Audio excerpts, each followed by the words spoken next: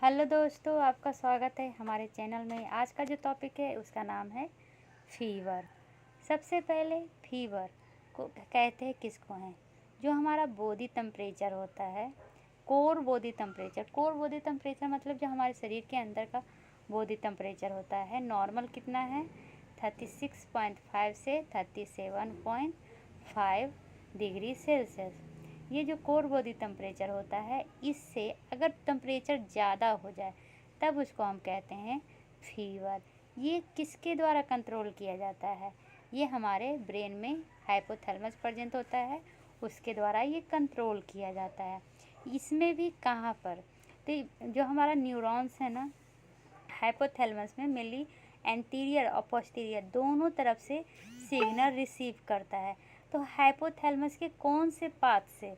तो जो anterior path है, एंटीरियर पाथ उसको कहते हैं प्री ऑप्टिक एंटीरियर हाइपोथैलेमस और पोस्टीरियर हाइपोथैलेमस। दोनों जगह से क्या होता है? न्यूरॉन मेनली दो तरह का सिग्नल रिसीव करता है। एक सिग्नल रिसीव करता है पेरिफेरल नर्व, जो मेनली कहाँ से, पेरिफेरल नर्व कहाँ से सिग्नल रिसीव करता है? तो स्किन से, ठीक है। और दूसरा जो ऑर्गन जहाँ तक हमारा ब्लड पहुँच रहा है वहाँ से रिसीव करता है। अब फाइनली जो हमारा हाइपोथैलेमस है वो क्या करता है? रिले सेंटर का काम करता है और वही मेंटेन करता है हमारे टेम्परेचर को, क्योंकि ये क्या कहलाता है? हमारा थर्मो रेगुलेटरी सेंटर कहलाता है हमारे शरीर का, ठीक है। तो न्यूट्रल टेम्परेचर इन्वायरमेंट कैसे होगा? तो मेनली जितना ह्यूमन मेटाबॉलिक रेट प्रोड्यूस होता है more than the necessary to maintain the core temperature. देखें क्या है, सबसे पहले जितना हमारे शरीर को चाहिए उतना मेनली ये मेटाबॉलिज्म के द्वारा क्या होता है? प्रोड्यूस होता है। लेकिन किसी कारणवश, जैसे कि ऑक्सीजन की कमी हो गया या कोई इन्फेक्शन हो गया या कोई ट्रॉमा हो गया, जिसके कारण क्या होता है? ये ज़्यादा प्रोड्यूस करने लगता है, ज़्यादा हमारा बॉडी एक्टिव हो जाता है। तो उसके कारण क्या होता है? हमारे शरीर का जो रेगुलेटरी मैकेनिज्म है वो ख़राब हो जाता है, इम्बैलेंस हो जाता है, उसके कारण फीवर होता है, ठीक है। तो यहाँ पर वही लिखा हुआ है, जो हाइपोथैलेमिक थर्मोरेगुलेटरी सेंटर है वो क्या क्या को बैलेंस करता है? एक्स्ट्रा हीट प्रोडक्शन से बचाता है। दूसरा, हीट डिस्पेशन कितना बाहर निकलना चाहिए, कितना रहना चाहिए स्किन के थ्रू, लंग के थ्रू मेनली हमारा जो हीट है वो बाहर निकलता है, तो उसका भी वो रेगुलेट करता है।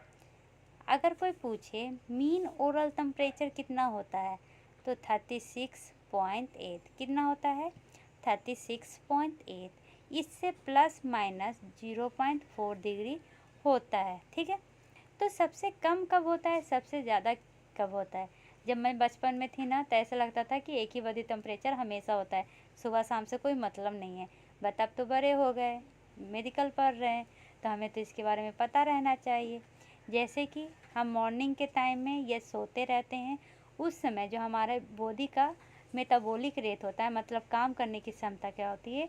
सबसे कम होती है। इसलिए उस समय हमारे बॉडी का टेम्परेचर क्या होता है? सबसे कम होता है। कितना होता है? 36.8।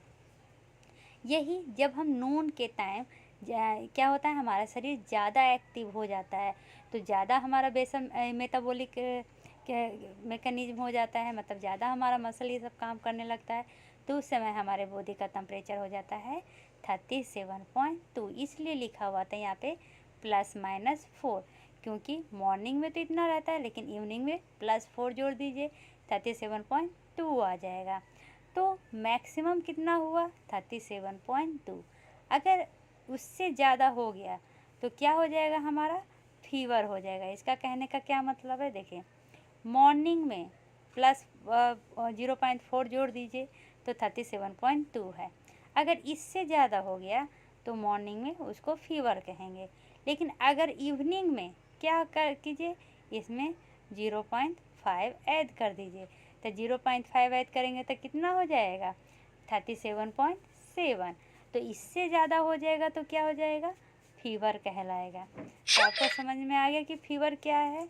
मेनली 37.2 से ज़्यादा हो मॉर्निंग टाइम और इवनिंग टाइम 37.7 से ज़्यादा हो तो उसको हम फीवर कहते हैं। ठीक है। अब होता है किरकादियल रिदम। ये क्या होता है? नॉर्मल जो डेली टेम्परेचर में वेरिएशन होता है ना, वो मेनली हमारे हाइपोथैलेमस के द्वारा मेंटेन किया जाता है। तो कितना? अगर डिग्री सेल्सियस में बात करें तो 0.5 डिग्री सेल्सियस। ये फिक्स दो होता है, बचपन से ही फिक्स होते रहता है। और एल्डर में क्या होता है, ये जो एबिलिटी है फिक्स करने का, वो क्या होता है, कम हो जाता है। मेनली जो रेक्टल टेम्परेचर होता है वो ओरल टेम्परेचर से 0.4 डिग्री सेल्सियस ज़्यादा होता है। अब जो हम इतना देर से कोर टेम्परेचर कह रहे हैं, कोल्ड टेम्परेचर कह रहे हैं, ये कोल्ड टेम्परेचर मेनली होता कहाँ पे है, कहाँ से हम इसको नापते हैं? तो लोअर इसोफेगस टेम्परेचर को हम मेनली कोर टेम्परेचर कहते हैं। अब जो वुमेन मेंस्ट्रुएशन कर रही है, मतलब मेंसेज आ रहे हैं, उसमें क्या होता है ना कि मॉर्निंग में जो टेम्परेचर होता है लोअर हो जाता है ड्यूरिंग 2 वीक। 2 वीक में क्या, जैसे मेंसेस ख़त्म हुआ, ओवुलेशन के 2 वीक पहले जो मॉर्निंग का टेम्परेचर है वो लो हो जाएगा। लेकिन जैसे जैसे हम ओवुलेशन के पास जाएंगे हमारा टेम्परेचर राइज हो जाएगा। कितना राइज होगा? 0.6 डिग्री सेल्सियस। कब तक? जब तक कि मेंसेस ना हो जाए। फिर मेंसेस के ख़त्म होने के बाद क्या है, ये ओवुलेशन के 2 वीक पहले क्या होंगे, लोअर हो जाएगा, फिर हाई हो जाएगा 0.6 डिग्री सेल्सियस। तो ये नॉर्मल मैकेनिज्म है। अब देखिए, कहीं पे क्वेश्चन फ़ारेनहाइट में आ सकता है, कहीं पे सेल्सियस में। तो आप तो पूरा याद नहीं कर पाइएगा, तो सीधा फॉर्मूला याद कर लीजिए। जैसे कि अगर फ़ारेनहाइट में बदलना है, आपको सेल्सियस याद है, तो 9/5 सेल्सियस प्लस 32। और इतना डिफ़िकल्ट नहीं करना है, तो 9/5 को जब डिवाइड करेंगे तो आ जाएगा 1.8। उसके बाद डिग्री सेल्सियस जितना है उससे मल्टीप्लाई करके 32 से क्या कर देंगे, ऐड कर देंगे। जैसे कि एग्जांपल के लिए बताती हूँ, दिया हुआ है 50 डिग्री सेल्सियस, तो आप उसको फ़ारेनहाइट में बदलना चाहते हैं। क्या कीजिए, अगर 9/5 से कर रहे हैं तो 9/5 इंटू 50 प्लस 32, तो यहाँ पे बच जाएगा 10। ठीक है, तो 90 प्लस 32 122 डिग्री फ़ारेनहाइट हो जाएगा। और अगर 1.8 वाला से कर रहे हैं तो 1.8 इंटू 50 प्लस 32 हो जाएगा कितना, यहाँ पर हो जाएगा 90 प्लस 32 हो जाएगा 122 डिग्री फ़ारेनहाइट। इजली है। और अगर फ़ारेनहाइट में दिया हुआ है और सेल्सियस में बदलना है तो उसमें भी इजी है। आप इसी फार्मूला से उसमें भी कर सकते हैं। इसी फार्मूला से करने के लिए सिखाती हूँ। जैसे कि आपका दिया हुआ है फ़ारेनहाइट 1.8 डिग्री सेल्सियस प्लस 32। ये 32 इधर जाएगा तो क्या हो जाएगा, माइनस में हो जाएगा। ठीक है, इक्वल टू 1.8 डिग्री सेल्सियस। अब ये क्या है, मल्टीप्लाई में है, तो इधर जाके क्या हो जाएगा, डिवाइड में हो जाएगा। तो ये इस तरह से आप बना सकते हैं। ठीक है, कितना इजीली बन गया। और अगर 9/5 से करना चाहे तो F equal to 9/5 degree Celsius plus 32, तो इधर हो जाएगा माइनस 32। और उसके बाद इस तरह से करके ऊपर में 5 चला जाएगा, नीचे में 9 हो जाएगा। और आप इजली से डिग्री सेल्सियस निकाल सकते हैं। ठीक है, यहाँ तक समझने में कोई भी फार्मूला प्रॉब्लम नहीं है। अब आते हैं फीवर। फीवर और हाइपरथर्मिया में क्या डिफरेंस है? फीवर बॉडी टेम्परेचर जो नॉर्मल है उससे एलिवेशन को हम फीवर कहते हैं। इसका मतलब जो हाइपोथैलेमिक सेट पॉइंट है ना, उसमें क्या होगा, इंक्रीजमेंट होगा।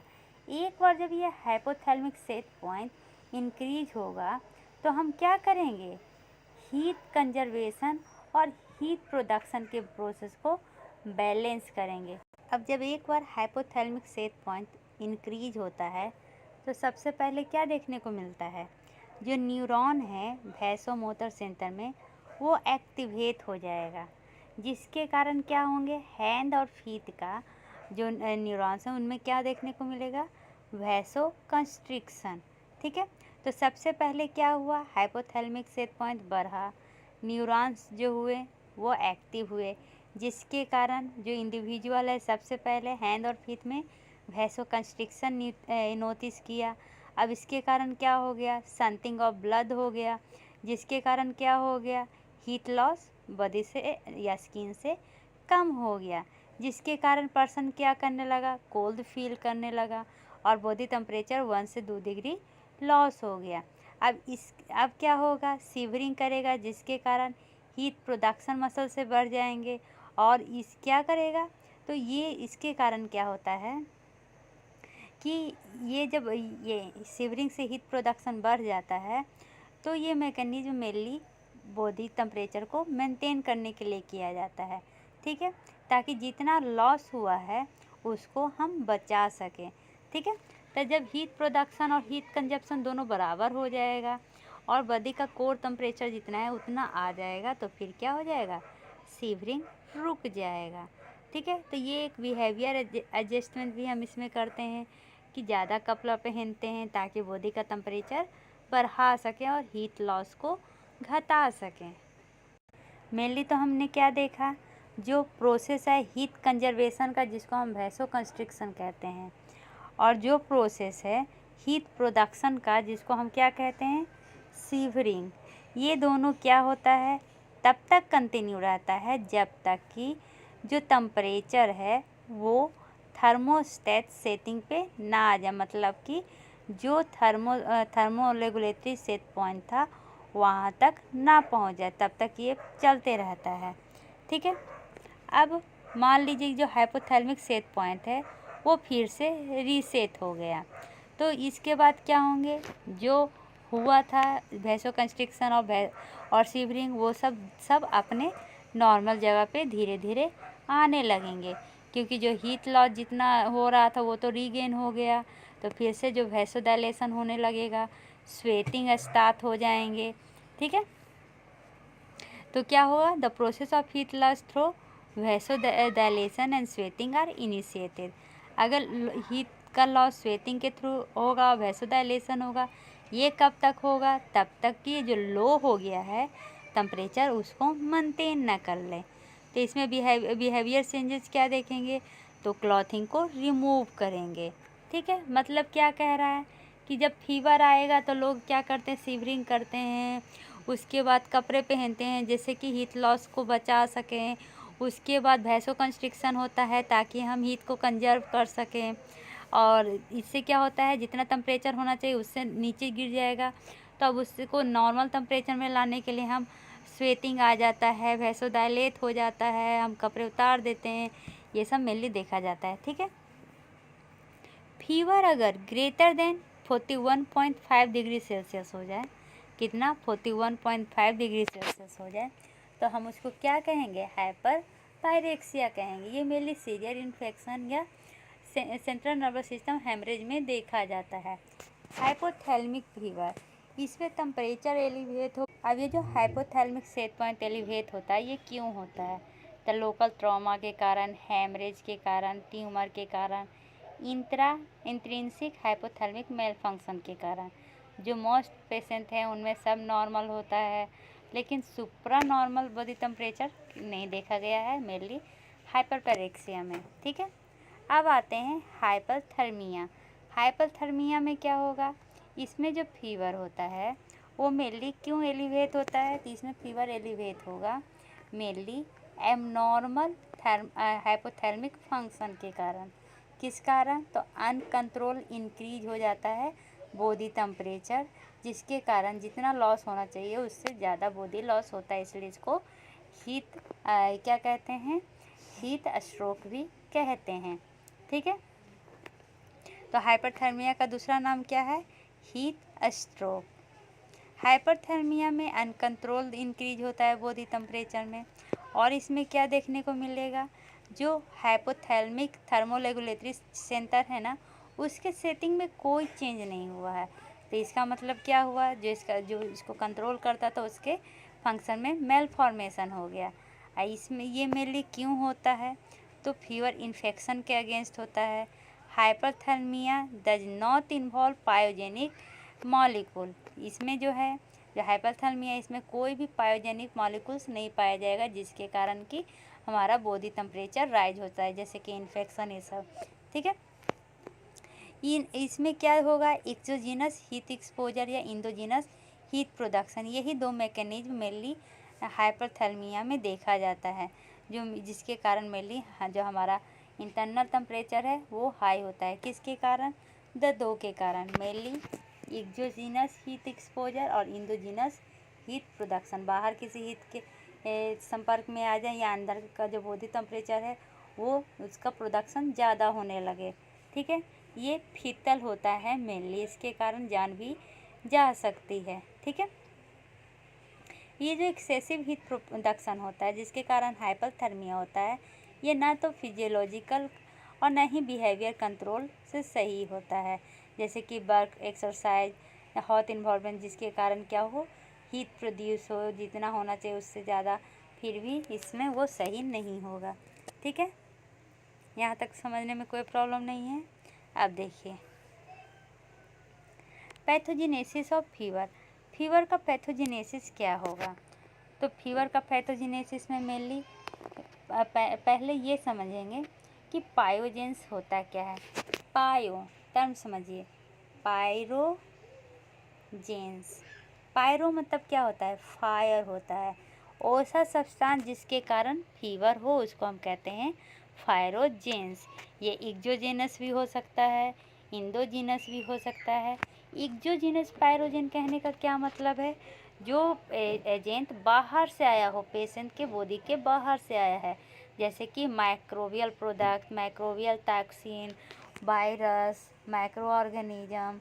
एग्जाम्पल में लिपोपॉलीसैकेराइड है जो मिलीग्राम नेगेटिव होता है, ये सेक्रेट करता है एंडोटॉक्सिन, जिसके कारण हमारे शरीर का बॉडी टेम्परेचर ज़्यादा होता है। ग्राम पॉजिटिव ऑर्गेनिज्म जो इंटेरोटॉक्सिन रिलीज करता है, किसके द्वारा? तो ये सॉरी के द्वारा। Group A B streptococcus toxin, जिसको हम सुपर एंटीजन कहते हैं।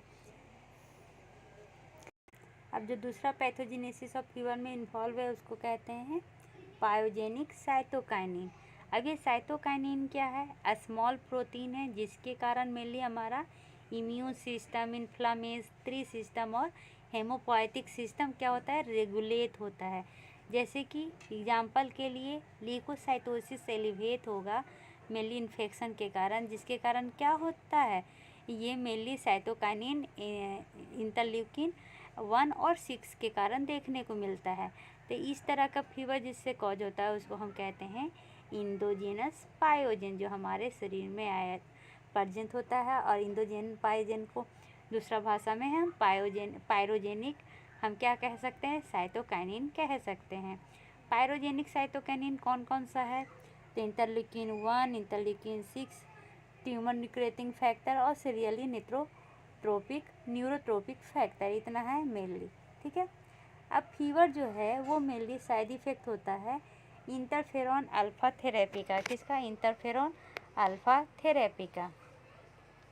यहाँ तक समझने में कोई भी प्रॉब्लम नहीं है। अब फीवर को अगर मैनिफेस्टेट करेंगे कोई डिजीज़ में, अगर मान लो कि मेनली तो ये इन्फेक्शन का इसका हॉलमार्क होता है, लेकिन मान लीजिए कि इन्फेक्शन नहीं है तब भी फीवर है, तो ये कैसे हो सकता है? तो pericarditis, trauma, stroke, routine immunisation के कारण मेनली देखने को मिलता है। ठीक, पैथोजेनेसिस ऑफ लिवर में तीसरा क्या है? Elevation of hypothalamic set point by cytokinin. कैसे एलिवेशन होता है? तो सबसे पहले फीवर के समय क्या होता है? लेवल ऑफ प्रोस्टाग्लैंडिन्स जो PGE2 है ना, वो मेनली एलिवेट हो जाता है हाइपोथैलेमिक टिश्यू के पास और थर्ड सेरिब्रल वेंट्रिकल के पास। जिसका कंसंट्रेशन मेनली कहाँ पर सबसे ज़्यादा देखने को मिलेगा? तो सबसे ज़्यादा देखने को मिलता है सरकम वेस्कुलर ऑर्गन के पास। ये ऐसा ऑर्गन होता है जहाँ पे सबसे ज़्यादा ये कैपिलरीज होती हैं और जो मेनली हाइपोथैलेमिक रेगुलेटरी सेंटर के चारों तरफ होता है। अब क्या होता है? ये जो टिश्यू है, ये जो ऑर्गन है, इसमें मेनली क्या हो जाएगा? अगर डिस्ट्रक्शन होगा तो पायोजन का एबिलिटी रिड्यूस हो जाएगा और जिसके कारण क्या होता है? फीवर प्रोड्यूस होता है। ठीक है, अब जो दोनों, एक तो एक्सोजेनस बाहर से जो पायरोजेंस आ रहे हैं या पायरोजेंस जो हमारे शरीर के अंदर है, दोनों इंटरेक्ट करते हैं और फीवर का पहला स्टेप करते हैं सेट पॉइंट को राइज करने का। ठीक है, ये जो हमारा माइलॉइड और इंडोथेलियल सेल है ना, ये प्राइमरी सेल टाइप है जो क्या करता है, प्रोड्यूस करता है पायरोजेनिक साइटोकिन्स। याद रखिएगा कौन, माइलिलोइड और इंडोथेलियस। ये जो पायरोजेनिक साइटोकिन जैसे कि interleukin 1, interleukin 6, tumour necrosis factor, ये सब जो रिलीज होता है सेल के द्वारा, ये मेनली इंटर कर जाता है हमारे सिस्टम के सर्कुलेशन में। और ये जो सर्कुलेटिंग साइटोकाइनिन है, इसके कारण फिर फीवर होता है। कैसे, तो ये क्या करता है, प्रोस्टाग्लैंडिन्स के सिंथेसिस को बढ़ा देता है और इसके कारण मेनली प्रोस्टाग्लैंडिन्स इंड्यूस होता है पेरिफेरल टिश्यू में। और इसके कारण क्या होगा, तो इसके कारण नॉन स्पेसिफिक मैयाल्गिया, अल्थ्राल्जिया देखने को मिलेगा। इसलिए फीवर के साथ कभी कभी मसल पेन और जॉइंट पेन भी करता है। ठीक है, अब मेनली लंग के द्वारा क्या होता है, सिस्टमेटिक प्रोस्टाग्लैंडिन्स डिस्ट्रक्शन हो जाता है, जिसके कारण हाइपोथैलेमस में बहुत ही ज़्यादा ये इसके प्रोस्टाग्लैंडिन्स मिलेंगे। और जिसके कारण क्या होता है, जो ये हाइपोथैलेमिक सेट पॉइंट है वो एलिवेट हो जाता है। मेनली 4 तरह का प्रोस्टाग्लैंडिन्स में रिसेप्टर प्रेजेंट होते हैं। तो मेन जो फीवर के लिए होता है वो होता है EP3। अगर ये जीन नहीं प्रेजेंट हो तो फीवर नहीं होगा। ठीक है, चलिए अब देखते हैं कि कैसे फीवर आता है।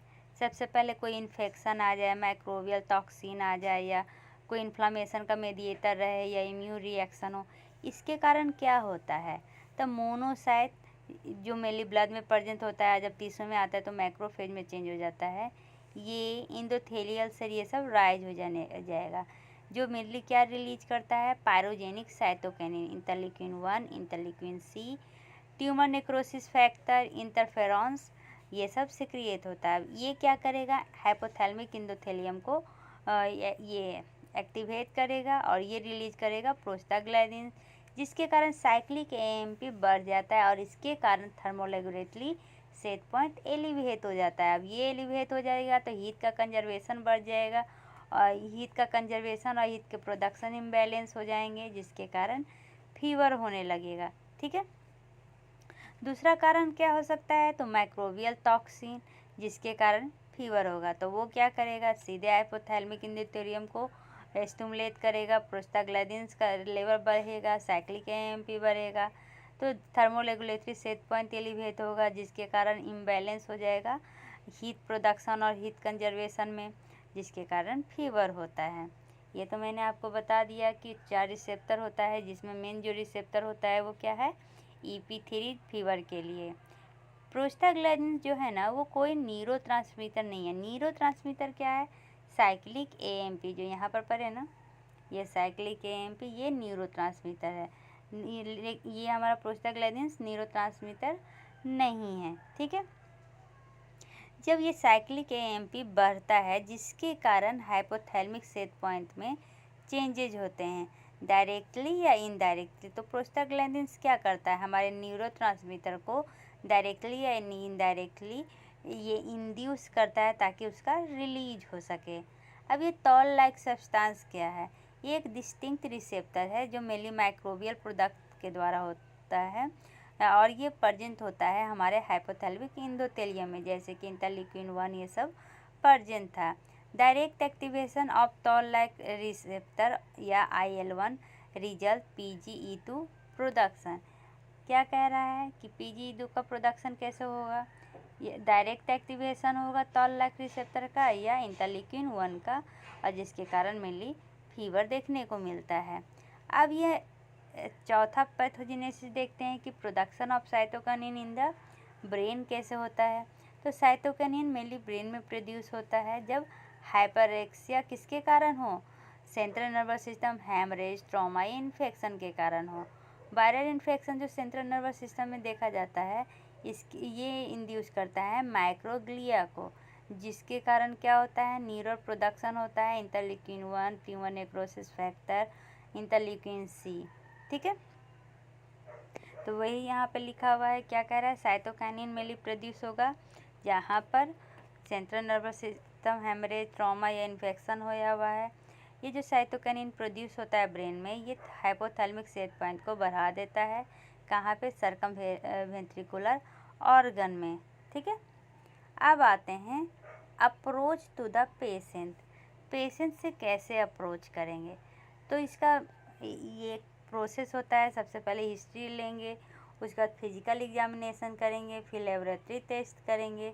उसके बाद लेबोरेटरी टेस्ट के बाद ये देखेंगे कि कौन सा पेशेंट जिसको फीवर है वो एंटी साइटोकाइनिन थेरेपी ले रहा है, क्योंकि एंटी साइटोकाइनिन थेरेपी ले रहा है तो उसमें फीवर नहीं होगा। ठीक है, उसके बाद ट्रीटमेंट देखेंगे। सबसे पहले आते हैं फिजिकल एग्जामिनेशन। ये मेनली स्टेप वाइज होता है, क्रोनोलॉजिकली। ये होता क्यों है? तो एक्सपोजर हो जाने के कारण कोई इन्फेक्टेड इंडिविजुअल का या वेक्टर का हमारे शरीर में। ठीक है, इसमें हम इलेक्ट्रॉनिक डिवाइस यूज करते हैं, जैसे कि ओरल, कहाँ पे यूज करते हैं? तब oral, tympanic membrane, rectal temperature, यही तीनों मेनली रिलायबल कहलाता है। लेकिन ये सेम साइट पे कोई फेब्राइल डिजीज होया हुआ है तो उसके कारण भी दिखाता है फीवर। अब देखिए, कोई न्यूबॉर्न है, एल्डर पीपल हैं, क्रोनिक हेपेटिक फीवर है, रीनल फीवर पेशेंट है, या जो ग्लूकोकॉर्टिकॉइड्स ले रहे हैं, या जो ट्रीट हो रहे हैं एंटी साइटोकाइनिन, उनमें मेनली इन्फेक्शन होता है लेकिन फीवर ऑप्शन दिखाता है। क्यों? क्योंकि एंटी साइटोकाइनिन ड्रग्स ले रहे हैं ना, तो एंटी साइटोकाइनिन के कारण ही तो फीवर होता है, और वो उसके अगेंस्ट में थेरेपी ही ले रहे हैं तो उनमें इन्फेक्शन तो होता है लेकिन फीवर एब्सेंट या ब्लंट रहता है। ठीक है, लेबोरेटरी टेस्ट में हम क्या करेंगे? सीवीसी करेंगे। सीवीसी क्यों करेंगे? क्योंकि ये सजेस्टिव रहता है किसके लिए? बैक्टीरियल इन्फेक्शन के लिए। डिफरेंशियल काउंट करेंगे जो सेंसिटिव होता है जुवेनाइल या बैंड फॉर्म के लिए।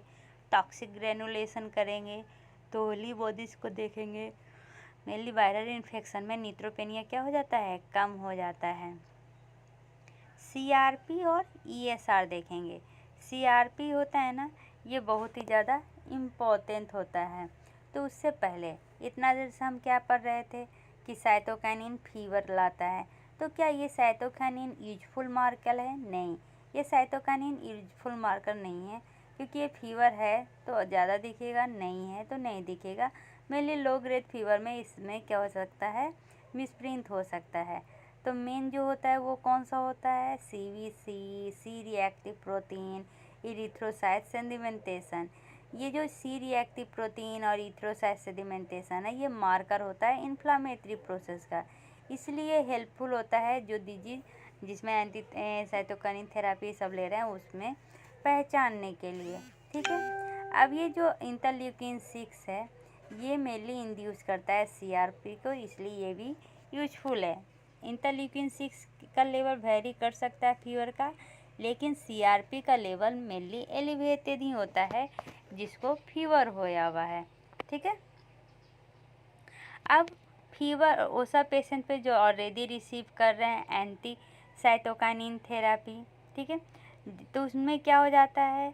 रिस्क ऑफ इन्फेक्शन ज़्यादा हो जाता है, क्योंकि जो हमारे इम्यून सिस्टम के द्वारा डिफेंस किया जा रहा है वो कम है। क्रोनी डिजीज, रिमेटॉइड डिजीज और सोरियासिस होने का खतरा है। ठीक है, फेब्राइल रिस्पॉन्स ब्लंट हो जाता है अगर कोई रिसीव कर रहे हैं ग्लूकोकॉर्टिकॉइड्स थेरेपी या एनसिड। ब्लंट कहने का क्या मतलब है? एब्सेंस हो जाता है। ठीक है,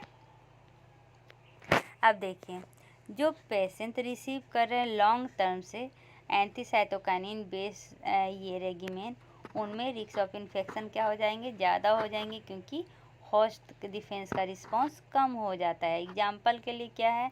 जैसे कि मायोबैक्टीरियम ट्यूबरकुलोसिस इन्फेक्शन हुआ है, उनमें already anti tumour necrosis factor therapy चल रहा है, तो उनमें क्या हो जाता है? एंटी साइटोकाइनिन का एबिलिटी बढ़ जाता है, जिसके कारण interleukin 1, interleukin 6, interleukin 12, 17 tumour necrotic factor क्या हो जाएगा? इसका एक्टिविटी घट जाएगा, जिसके कारण अगर किसी को क्रोन डिजीज है, रूमेटॉइड आर्थराइटिस है, सोरियासिस है, तो उस सब के बारे में नहीं पता चल पाएगा, क्योंकि जो साइटोकाइनिन एक्टिविटी है वो ब्लॉक हो जाएंगे इनमें। ठीक है, अब ये जो यूज ऑफ मोनोक्लोनल एंटीबॉडी किया जाता है, मैंने मोनोक्लोनल एंटीबॉडी जो हम ड्रग्स यूज करते हैं उसके कारण इंटरल्यूकिन 17 क्या हो जाएगा? कम जाएगा, जिसके कारण सोरियासिस में इंक्रीज हो जाता है सिस्टमेटिक कैंडिडियासिस के चांसेस। ठीक है, यहाँ तक समझने में कोई भी प्रॉब्लम नहीं हुआ होगा। अब आते हैं ट्रीटमेंट में। ट्रीटमेंट ऑफ फीवर मेनली उसके सिम्टम पे किया जाता है, ठीक है, जिसके कारण रूटीन में अगर जो हम एंटीपायरेटिक ड्रग लेते हैं वो हार्मफुल नहीं होता है, वो सिर्फ स्लो कर देता है वायरल या बैक्टीरियल इन्फेक्शन को। बैक्टीरियल इन्फेक्शन में मेनली जो एंटीपायरेटिक है वो हेल्पफुल होता है, मतलब एंटीबायोटिक जो लेते हैं उसमें कल्चर करने की ज़रूरत नहीं है, ठीक है। लेकिन देखिए कुछ में क्या होता है ना, टेम्परेचर पल्स डिसोसिएशन होता है, लेकिन उनमें हार्ट बीट कम जाता है, लेकिन वो परमानेंट नहीं, रिलेटिव। तो ऐसा क्वेश्चन आ सकता है किस किस में मेनली टेम्परेचर पल्स डिसोसिएशन दिखता है लेकिन रिलेटिव ब्रेडी कह दिया है। Typhoid fever, leptospirosis, brucellosis, drug induced fever, factitious fever, ये सब है, ठीक है। हाइपोथैल्मिया किस में डेवलप्ड होगा, तो जिस पेशेंट को सेप्टिक शॉक है। ट्रीटमेंट में फेब्राइल एपिसोड, जैसे कि फीवर हमेशा 3 दिन पे आ रहा है तो हम उसको क्या समझेंगे, वो प्लाज्मोडियम विवेक्स के कारण हो रहा है। 4 दिन पे आ रहा है तो मलेरिया के कारण हो रहा है। अगर फीवर क्या हो रहा है, day of fever followed by several day afebrile then relapse, ये क्या हो जाता है, बोरेलिया। कुछ दिन आया फिर कुछ दिन ख़त्म हुआ फिर कुछ दिन आया, ये किसके कारण होता है, बोरेलिया के कारण होता है। पेल स्किन में क्या होता है, इसमें क्या होगा, पहला 3 दिन बढ़ेगा, फिर 3 दिन कांस्टेंट होगा, फिर 3 दिन घटेगा, फिर क्या होता है 3 से 10 दिन तक एक फेवराइल रहता है, मतलब फीवर नहीं होता, फिर से सेम पैटर्न में फीवर होता है, उसी को पेल एब्सेंट फीवर कहते हैं। और ये मेनली कहाँ देखा जाता है, तो हॉडगिन लिम्फोमा में देखा जाता है। अगर फीवर एवरी 21 डेज पे आए तो उसको साइक्लिक न्यूट्रोपेनिया कहते हैं, ठीक है। ये कुछ ऑटो इन्फ्लामेटरी डिजीज है जिसमें फीवर करेक्टरिस्टिक है, जैसे कि एडल्ट या जुवेनाइल स्टील डिजीज, उसके बाद cryopyrin associated periodic syndrome, familial Mediterranean fever, hyper IgD syndrome, Behcet syndrome, macrophage activation syndrome, normo complementary urticarial vasculitis, antisynthetase myositis, PAPA syndrome, Blau syndrome, gouty arthritis, ये सब mainly देखा जाता है, mainly fever देखा जाता है। ट्रीटमेंट क्या करेंगे, अगर ऑटो इन्फ्लामेटरी डिजीज है तो उसमें बार बार फीवर आ रहा है, न्यूट्रोफिलिया देखने को मिलेगा, सेरोसल इन्फ्लामेशन देखने को मिलेगा। तो इस जैसे कि कोई क्या कर रहे हैं, एनाकिनरा या कनाकिनुआ ड्रग्स ले रहे हैं, तो उसमें क्या होता है, इंटरल्यूकिन 1 एक्टिविटी ब्लॉक हो जाता है, जिसके कारण फीवर रिड्यूस हो जाता है। तो अब ट्रीटमेंट क्या करेंगे, तो तब सबसे पहले हम ट्रीटमेंट में क्या करेंगे, कॉक्स एंजाइम जिसके कारण मेनली हमारा प्रोस्टाग्लैंडिन सेक्रिएट हो रहा था उसको इनहेबिट करेंगे। तो उसको इनहेबिट कैसे करेंगे, तो मेनली एसिटामिनोफेन ड्रग देके, ठीक है। ये एसिटामिनोफेन पुअर साइक्लोऑक्सीजिनेज है, ये ब्लड ब्रेन बैरियर को भी क्रॉस कर जाता है, जो मेनली ब्रेन में कॉक्स 3 प्रेजेंट होता है ना, उसको ट्रीटमेंट में भी ये हेल्प करता है। मेनली ओरल एस्पिरिन और एसिटामिनोफेन भी ये देते हैं फीवर के लिए, क्योंकि दोनों इक्वली इफ़ेक्टिव होता है, लेकिन जो ओरल एस्पिरिन है वो बच्चों में नहीं दिया जाता है, क्योंकि अगर इसको बच्चों में देंगे ना तो कौन सा डिजीज़ देखने को मिलेगा, रईस डिजीज़, ठीक है, जो बेबी के लिए बहुत ही ज़्यादा हार्मफुल होता है। और भी कौन सा ड्रग्स हम दे सकते हैं फीवर के लिए, तो एसिटामिनोफेन बता दिए, एस्पिरिन बता दिए ओरल, एनसिड देते हैं, ठीक है, क्या देते हैं, एनसिड।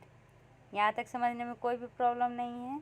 अब देखिए ग्लूकोकॉर्टिकॉइड्स है ना, ये मेनली 2 तरह से इसका लेवल होता है। पहला ये वर्क करता है साइक्लोऑक्सीजिनेज इनहिबिटर की तरह, जैसे कि जो ग्लूकोकॉर्टिकॉइड्स है वो रिड्यूस कर देता है प्रोस्टाग्लैंडिन सिंथेसिस को।